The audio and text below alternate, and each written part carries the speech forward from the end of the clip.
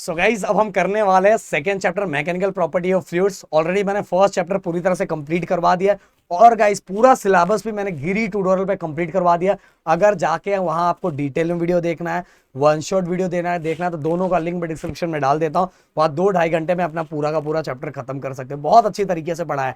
आज हम बात करने वाले मोस्ट इंपॉर्टेंट 3 और 4 मार्क्स का क्वेश्चन और ऐसी सीरीज बहुत सारी चीजें लाने वाला हूँ जिससे आपकी बहुत ज्यादा हेल्प होगी। बहुत मजा आएगा अगर आपने इसको बहुत अच्छे से फॉलो किया। आपका मेरे साथ ही 3 और 4 मार्क्स का चीजें खत्म हो जाएगी और बाकी टीचर भी आपके लिए बहुत सारी चीजें ला रहे हैं, इससे उनका भी आपका भी बहुत बाकी सब्जेक्ट भी खत्म हो जाएगा। तो मैकेनिकल प्रॉपर्टी ऑफ फ्लूइड्स इस वीडियो का टारगेट लाइक मैं 500 रखता हूं एंड अराउंड 200 कमेंट का। अगर ये पूरा करते हो तो इसके आगे के 3 और 4 मार्क्स से एक और सीरीज आएगी जिसमें ये चीजें पूरी खत्म हो जाएगी। तो चलो मैकेनिकल प्रॉपर्टी ऑफ फ्लूइड्स, और आपको चाहिए तो डेली में होमवर्क भी दूंगा। Obtain Laplace law of spherical membranes. देखो गाइस इसके अंदर क्या है, इसके अंदर हमें एक्सेस प्रेशर फाइंड करना है। मतलब कहने का मतलब क्या है, अगर आपको दिखाऊं ध्यान से और मैं यहाँ ड्रॉ करके भी दूंगा, हो सकता है ये मैंने हाथ से बनाया हुआ तो क्लियरली दिख नहीं रहा होगा, फिर भी मैं बता रहा हूँ। ये हमारा पहला ड्रॉप था और ये एक्सपांड होकर इतना बड़ा हो गया। पहले जो ड्रॉप था उसका रेडियस आर था, जब एक्सपांड हुआ तो उसका हो गया डेल्टा आर। ओके, तो अगर कोई चीज एक्सपांड हो रहा है तो अंदर वाले के पास दम होगा, अंदर वाले के पास प्रेशर में दम होगा तो ही तो एक्सपांड होगा। पहले ड्रॉप इतना बड़ा था, बाद में एक्सपांड होकर इतना हो गया, तो इनसाइड प्रेशर ज्यादा है कंपेयर टू आउटसाइड प्रेशर।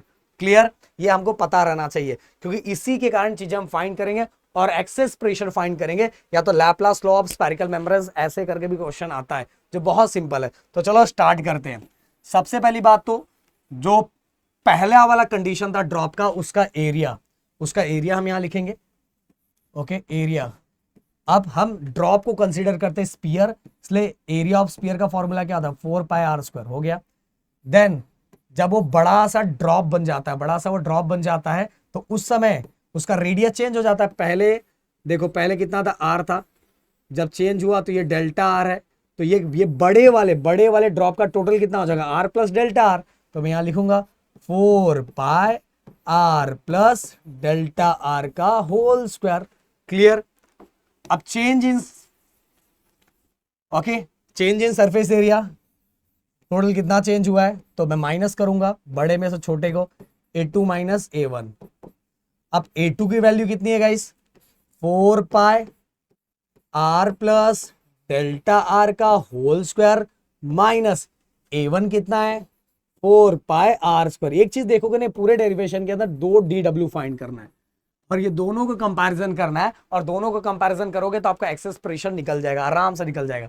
अब देखो यहाँ 4π, अब देखो ये a प्लस बी का फॉर्मूला बन गया ना, a प्लस बी, ये वाला फॉर्मूला a प्लस बी का होल स्क्वायर क्या होता है, a² plus 2ab plus b², यही फॉर्मूला होता है ना। तो ये हमारा a हो गया, ये हमारा b हो गया।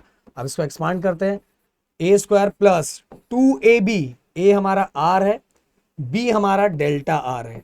Okay, 2ab plus delta R का स्क्वायर, देखो a² plus 2ab plus b², ये हो गया। अब ये कर दिया bracket close, minus 4πr²। Clear. अब गाइस क्या करूंगा, इस 4π को अगर मैं अंदर मल्टीप्लाई करूंगा, अंदर के साइड, ओके, क्योंकि ये इसके साथ मल्टीप्लाई हो रहा है तो मुझे अंदर मल्टीप्लाई करना पड़ेगा। 4πr² प्लस 4 2 ज़ा 8 और ये पाई, ये देखो 4 2 ज़ा 8 और ये पाई, और आगे क्या बचा, आर डेल्टा आर प्लस, अब 4π इसके साथ भी मल्टीप्लाई होगा तो 4π delta r² minus 4πr²। Clear. अब देखो गाइस एक चीज याद रखना, पहले तो ये कैंसिल हो गया, ये प्लस में है, ये माइनस में, ये कैंसिल हो गया। याद रखो इसके अंदर जो डेल्टा आर है, जो चेंज हो रहा है, जो एक्सपांड हो रहा है, वो बहुत कम, मुझे डायग्राम बनाने के लिए इतना बड़ा दिखाना पड़ रहा है, पर जो डेल्टा आर की वैल्यू बहुत कम है। सिंपल से बात है, डेल्टा आर अगर कम है तो डेल्टा r² और छोटा हो जाएगा। जैसे अगर मैं बोलूं 0.1 और 0.1 का स्क्वायर करूं तो वैल्यू और कम हो जाती है।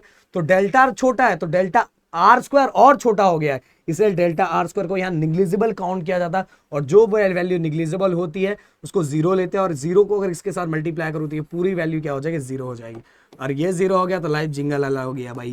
तो क्या हो गया मेरे दोस्त, ये हो गया ये पूरा का पूरा जीरो। तो हमारे पास बस बचा है 8πr डेल्टा आर, हो गया। चेंज इन सरफेस एरिया हमें मिल गया। अब गाइस एक फॉर्मूला आप लोगों को याद होगा, ओके एरिया हमने चेंज इन सरफेस एरिया हमने फाइंड कर लिया। अब एक चीज आपको फॉर्मूला याद होगा, आप सभी ने एनर्जी वाला एक फॉर्मूला देखा होगा। ओके ये वाला टेंशन इक्वल टू चे okay surface energy per unit area, ये वाला surface energy per unit area, ये वाला एक्सप्रेशन है अपने में और ये मैंने करवाया है। अब जाके डिटेल वाला वीडियो देखोगे ना उसके अंदर मैंने करवाया है। Okay surface energy per unit area is equal to surface tension. अगर ये नहीं याद है आपको तो प्लीज जाके वो वीडियो देखना। तो हम क्या करेंगे, देखो अपने पास डी ऑफ ए की वैल्यू आ गई, इसको दे दो इक्वेशन नंबर फर्स्ट और ये समझ लो मान लो इक्वेशन नंबर सेकंड। अब डी ऑफ ए की जगह इसको पुट करूंगा। मैंने क्या बोला था अपने को दो डी ऑफ डब्ल्यू फाइंड करना है, तो रुके रहो। पहला डी ऑफ डब्ल्यू अपने को मिल जाएगा, तो डी ऑफ ए की जगह पे क्या आ जाएगा, ये देखो क्या आ जाएगा 8 पाई आर डेल्टा आर। हो गया हो गया। अब ये इसके साथ मल्टीप्लाई होगा, इसके साथ मल्टीप्लाई होगा तो अपने को मिल जाएगा देयरफॉर डी डब्ल्यू इक्वल, ये इसके साथ हो जाएगा T into 8 pi r delta R. ये देखो ये देखो ये इसके साथ पहला डी डब्ल्यू मिल गया, पहला डी डब्ल्यू मिल गया मेरे दोस्त, पहला डी डब्ल्यू मिल गया। पहले डी डब्ल्यू की कहानी स्टार्ट। अब हमें फाइंड करना, मैं इसको छोटा कर दूंगा क्योंकि अभी अब इसको आपको ड्रॉ करना पर अब इतना लेना देना नहीं है इससे। हम यहाँ कलाकारी कर दे थोड़ा।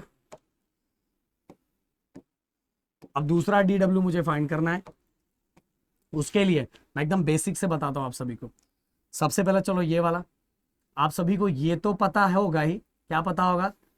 अब मैंने उस दिन बताया था कि छोटू सा वर्क करना है तो डिस्प्लेसमेंट, छोटा सा वर्क और छोटा सा डिस्प्लेसमेंट, और जो छोटा सा डिस्प्लेसमेंट हुआ है इसको हमने क्या लिया डेल्टा आर ना, जो रेडियस चेंज हुआ है छोटा सा, और वो क्या होता है फॉर्मूला, ये देखो work equal to force into displacement, work equal to force into displacement. छोटू सा वर्क इसलिए डी लगाया है और छोटू सा डिस्प्लेसमेंट डेल्टा आर लिया है, और फोर्स तो पूरे जगह पे सेम ही रहता है इसलिए F into delta are.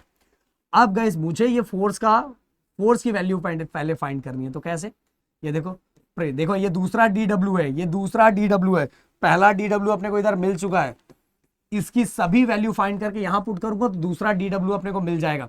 Pressure का फॉर्मूला आप सभी को पता होगा, pressure equal to force per unit area, area यही होता है प्रेशर, बट यहाँ प्रेशर थोड़ी यहाँ एक्सेस प्रेशर है।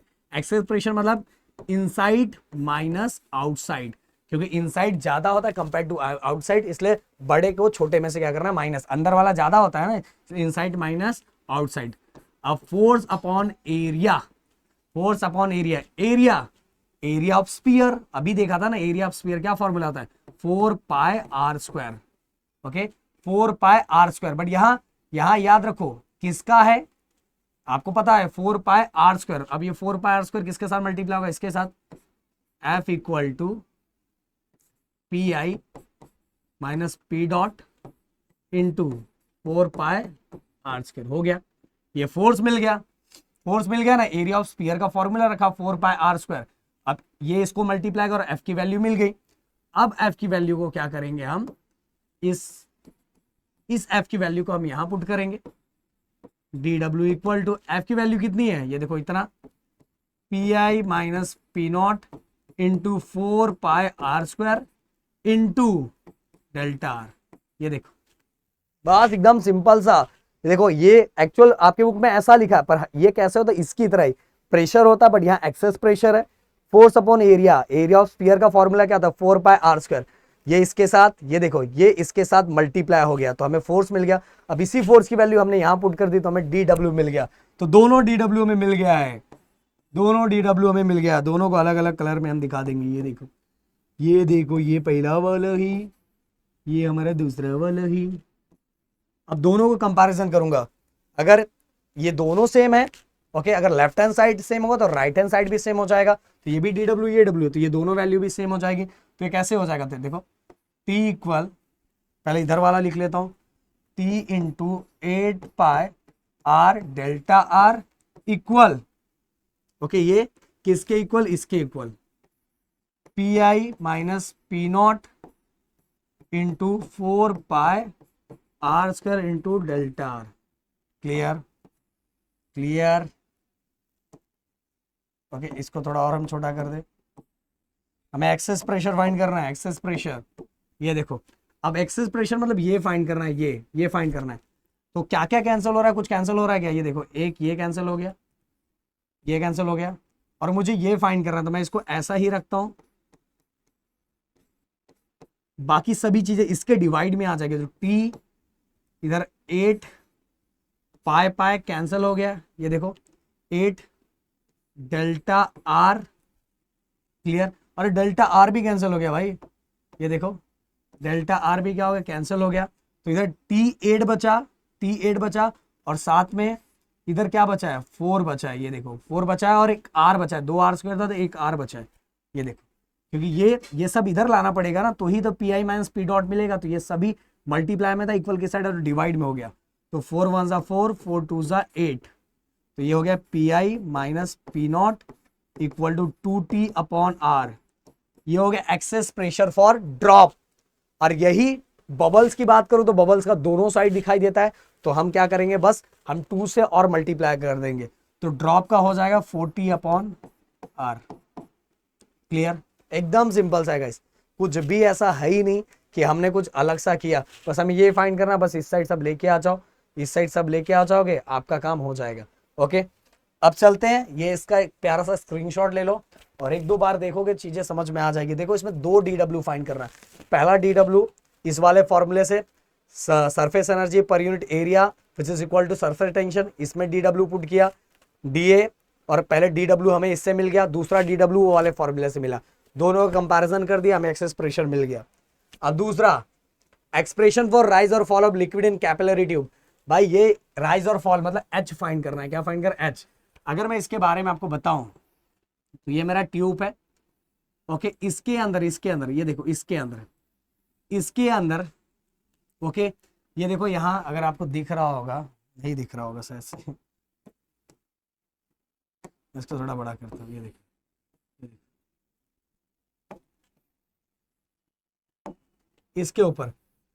इसके ऊपर जो टेंशन लग रहा है उसको 2 कंपोनेंट में डिवाइड किया गया है। जो सरफेस टेंशन है, सरफेस के ऊपर जो टेंशन है, तो टेंशन को 2 कंपोनेंट में डिवाइड किया गया है, एक है टी साइन थीटा और दूसरा है टी कॉस थीटा। और ये टी कॉस थीटा को कौन बैलेंस कर रहा है, जो इसके अंदर लिक्विड रखा हुआ है। तो टी कॉस थीटा को कौन बैलेंस कर रहा है, वेट ऑफ अ फ्लूइड। तो वेट ऑफ द फ्लूइड क्या होता है, एमजी, क्या होता है, एमजी। क्लियर, हमें एच फाइंड करना है, याद रखना हमें क्या फाइंड करना है, इस कंडीशन के अंदर एच फाइंड करना है। पर पूरा कॉन्सेप्ट क्या है, ये हमारा कैपिलरी ट्यूब है, इस कैपिलरी ट्यूब के ऊपर जो सरफेस पे टेंशन है उसको 2 कंपोनेंट में डिवाइड किया, टी साइन थीटा और टी कॉस थीटा। और इस टी कॉस थीटा को कौन बैलेंस कर रहा है, जो लिक्विड का वेट है वो mg। बट एक चीज और बताऊंगा, ये टी कॉस थीटा बस एक ही जगह पे थोड़ी लग रहा है, पूरे सरफेस पे लग रहा है ना। और पूरा सरफेस कैसा, सर्कल की तरह है, मतलब ये सर्कल का क्या हो गया, सरकमफरेंस। तो ये ऐसा हो जाएगा, ध्यान दो, इसका फॉर्मूला क्या बन जाएगा, ये देखो इसका फॉर्मूला क्या बन जाएगा, एकदम सिंपल सा फॉर्मूला। इसका फॉर्मूला हो जाएगा, देखो सबसे पहले ये वाला, क्योंकि हमें मतलब है इससे, हमें हाइट से मतलब है, हम ये वाले टेंशन की बात करेंगे, तो ये टी कॉस थीटा। पर ये टी कॉस थीटा पूरे लिक्विड के ऊपर वाले टॉप पार्ट पे, जो हमारा ट्यूब है उसके ऊपर वाले पार्ट पे हर जगह लग रहा है। तो ये कैसा, सर्कल का सरकमफरेंस हो गया। तो T cos theta into 2 pi R. और इसको बैलेंस कौन कर रहा है, इसको बैलेंस कर रहा है हमारा weight of the fluid, balance कर रहा है, इसलिए इक्वल टू mg लिख दिया।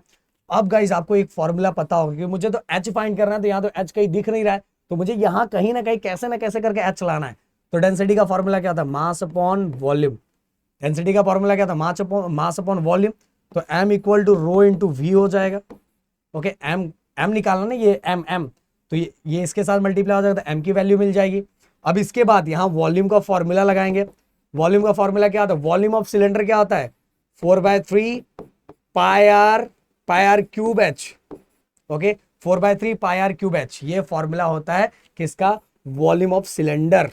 क्लियर, तो देखो एक एक चीजें यहां मैं करते जाता हूं, एक एक चीजें फटाफट अच्छे से एकदम। P cos theta into 2 πr equal mg। अभी मैंने बताया mg rho equal to mass upon volume. तो m कितना आ जाएगा, रो इंटू वी। तो यहाँ रो इंटू वी हो गया, इंटू ये वाला g। अब देखो t cos theta into 2πr equal, अब रो वॉल्यूम ऑफ सिलेंडर का फॉर्मूला क्या होता है, pi are square h, pi are square h, और ये जी हो गया भाई, बस अब कुछ करना ही नहीं है। देखो एच मिल गया, अब सभी को सिस्टमैटिक अरेंज कर दो, ये एच की वैल्यू आ जाएगी। तो देखो कुछ कैंसिल हो रहा है क्या, यहाँ से आर, ये आर कैंसिल हो गया, और क्या कैंसिल हो रहा है, ये पाई पाई कैंसिल हो गया। अब क्या बचा, अब इधर बचा रो, रो बचा और जी बचा, एक आर बचा है। तो देखो एच हम ऐसे ही लिखेंगे क्योंकि यही एच अपने को फाइंड करना है, और इस साइड क्या क्या बचा है, यही एच, और बाकी सब डिवाइड में आ जाएगा। पहले इस साइड देखते हैं हम लोग, क्या बचा है, 2 बचा है, टी बचा है, कॉस थीटा ये बचा, देखो 2 टी कॉस थीटा अपॉन, और ये सभी चीजें डिवाइड में आ जाएगी। क्या बचा है, रो बचा है, जी बचा है, और हमारा एक आर बचा है। ओके, तो 2t cos theta upon rho G R, ये हो गया हमारा राइज और फॉल का हमारा एक्सप्रेशन, जो बहुत सिंपल है guys. t cos theta into 2πr, mg को हमने बैलेंस किया, फिर m को रिप्लेस किया, m को रिप्लेस करेंगे तो हमें h चाहिए था, तो फिर से हमने वॉल्यूम ऑफ सिलेंडर का फॉर्मूला लिखा, और हमारा फॉर्मूला आ गया 2t cos theta upon rho G R. इतना सिंपल है गाइस, इतना सिंपल है कि मैं क्या बोलूं, और मुझे लगता है कि आप लोगों को भी बहुत आसान और बहुत सही लग रहा है। अब इसके बाद हम नेक्स्ट चलते हैं, जो हमारा और सिंपल है, वो है हमारा अगला, explain the phenomena of surface tension on the basis of the molecular theory. इसका भी नोट्स मैंने बहुत अच्छा दिया है, बट अभी रिवीजन का टाइम है तो बहुत अच्छा समझा देते हैं हम। ये देखो, अगर ये आपको दिख रहा होगा बड़ा, ये भाई बड़ा हो जा, ये देखो इसके अंदर दिख रहा है, दिख रहा है, हाँ दिख रहा है, ये देखो और बड़ा कर देते हैं हम। इसके अंदर आप देखोगे कि एक एक एक लिक्विड के ड्रॉप को हमने यहां कंसीडर किया है। हमारा क्वेश्चन ये मॉलिक्यूलर थ्योरी में ये बताया जाता है कि सरफेस पे टेंशन कितना रहता है, तो कहने का मतलब सरफेस पे टेंशन सबसे ज्यादा रहता है। तो ऐसा क्यों, देखो गाइस यहाँ क्या होता है कि यहाँ लिक्विड के अंदर, ये जो लिक्विड का एक पॉइंट है, इस पे हर तरह से जो लगने वाला फोर्स है वो कोहेसिव फोर्स है। कोहेसिव मतलब जो सेम मॉलिक्यूल्स के बीच में जो फोर्सेस लगता है उसको कोहेसिव फोर्स बोलते हैं। तो यहाँ हर जगह से सेम है, और हर जगह से सेम लगने के कारण यहाँ जो रिजल्टेंट फोर्स होता है वो क्या होता है, जीरो हो जाता है। क्या होता है, जीरो हो जाता है। अगर मैं बी पॉइंट की बात करूं, तो देखो इतना सा पार्ट है, और इसका इतना सा पार्ट बस बाहर है, और बाकी सब पार्ट अंदर है। तो आप सभी को पता है कि अंदर कोहेसिव है, ऊपर क्या है, ये देखो ये वाले लेयर पे ये लेयर लिक्विड है और ये एयर है, तो यहाँ एडिसिव फोर्स है। तो यहां भी दिखाई दे रहा है कि कोहेसिव फोर्स ज्यादा स्ट्रांग है, इसीलिए सभी कहां जाना चाहते हैं, नीचे जाना चाहते हैं, सभी मॉलिक्यूल्स नीचे जाना चाहते हैं। तो यहां भी एकदम स्ट्रेच क्रिएट हुआ है, इसलिए ऊपर की तरफ क्या है, ऊपर की तरफ बहुत ज्यादा टेंशन है। अब यहां अगर पॉइंट सी पॉइंट की बात करूं, तो सी पॉइंट पे भी अगर देखोगे, आप बोलोगे कि आधा अंदर है और आधा बाहर है। अब आपके मन में ये डाउट आ रहा होगा कि इस जगह पे कोहेसिव फोर्स स्ट्रांग है कि एडिसिव फोर्स स्ट्रांग है।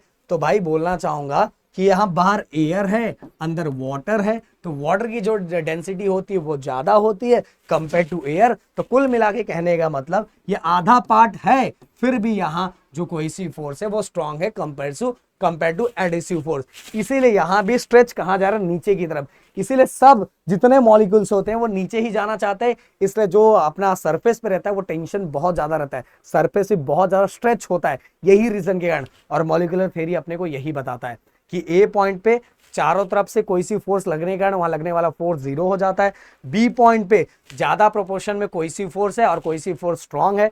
यहां भी एडिसिव फोर्स के कंपैरिजन में कोहेसिव फोर्स स्ट्रांग है, इसीलिए सब मॉलिक्यूल्स कहां जाना चाहते हैं, डाउनवर्ड डायरेक्शन में जाना चाहते हैं। इसीलिए वहां सरफेस पे मेम्ब्रेन सरफेस पे टेंशन बहुत ज्यादा होता है, स्ट्रेच होता है, और यही मॉलिक्यूलर थ्योरी में हमें पता चलता है। और इसका नोट्स ऑलरेडी अगर आप बोलोगे तो मैं बना के दे दूंगा, बट आपका उस तरह से सपोर्ट दिखना चाहिए। मेरे पास देखो पूरी चीजें रेडी है, अगर आपको दिख रही है नहीं दिख रही है पता नहीं, ये देखो पूरा चीज हमारे पास, पूरा चीज रेडी है, हैंड रिटन सब कुछ चीज रेडी है, बट आपकी तरफ से हमें वो जोश दिखना चाहिए। अब देखते एक चीज और मैंने बोला था, बट वो ऐसे स्लाइड में बनाया नहीं, ठीक है, वो अगले लेक्चर में मैं आप सभी को दे दूंगा, जिसके अंदर गाइस कैपिलरी एक्शन कब राइज होता है कब फॉल होता है उससे रिलेटेड वाला क्वेश्चन। अगर अगला वीडियो में भी 2-3 टॉपिक कंप्लीट करेंगे और कुछ चीजें होमवर्क दूंगा, और वो भी होमवर्क कहां से कंप्लीट करना पता है, मेरा जो वीडियो है उसमें से। तो एक होमवर्क चलो आज देखे जाता हूं, बर्नौलीज इक्वेशन का मैं लिंक डिस्क्रिप्शन में डाल देता हूं, वो देख के आज वो भी खत्म कर लेना है, जिससे आपके 3 और 4 मार्क्स की चीजें खत्म हो गई ना यार। 2 मार्क्स और 1 मार्क्स का तो कुछ टेंशन ही नहीं है, समझ में आया। तो मिलते हैं नेक्स्ट वीडियो में, thank you so much guys, जय हिंद दोस्तों।